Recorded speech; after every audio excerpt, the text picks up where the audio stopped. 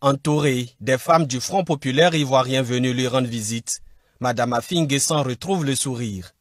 Avec ces femmes de la formation politique dont son époux est le président, la joie lui revient peu à peu. Elle se sent renaître après des semaines d'isolement. Mais dis merci à tous les Ivoiriens qui m'ont apporté leur soutien, leur assistance, qui par la prière, qui par les vivres, pour me manifester leur solidarité, nous manifester leur solidarité, nous qui avons été bloqués ici dans cette résidence. Leur dis merci. Et je pense que c'est cette mobilisation qui a donc permis que le blocus soit levé, ce blocus insolite soit levé. Donc déjà, dis merci et m'associer, apporter ma compassion également au président Henri Konan Bédié et à son épouse, qui ont connu des moments plus difficiles que les miens, parce qu'ils ont quand même été bousculés dans leur domicile, leur apporter toute ma compassion et ma compassion à toutes les familles qui subissent ce blocus-là en ce moment. La veille lundi 16 novembre, le blocus imposé par les forces de l'ordre à sa résidence familiale venait d'être levé. Pendant près de 2 semaines, avec ses enfants ainsi que quelques proches, elle avait interdiction de recevoir de la visite.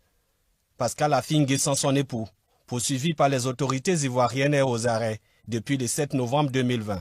Le président du FPI est inculpé pour conjuration et complot contre l'État. Depuis, elle dit être sans nouvelles de son mari. À ce jour, je n'ai aucune nouvelle du président Pascal Affi N'Guessan. Je n'ai pas de nouvelles de lui, je ne sais pas où il est.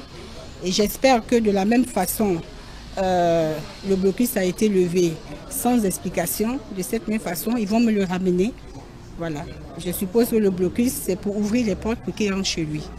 La joie est tout aussi partagée par les visiteurs venus lui témoigner leur soutien.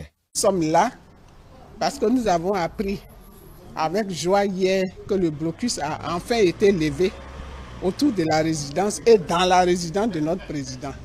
Il était donc normal, en tant que femme, que nous venions pour dire Yako à une femme qui a souffert dans sa chair, qui a vu ses droits violés. Et donc nous sommes là ce matin pour lui apporter encore une fois de plus notre soutien.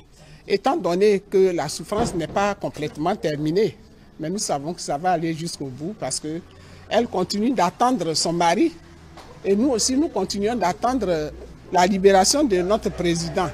Mais pour l'heure, nous allons commencer par savourer cette joie avec elle en attendant que notre joie soit complètement au beau fixe ou sinon, en tout cas, atteigne le summum avec la libération de notre président.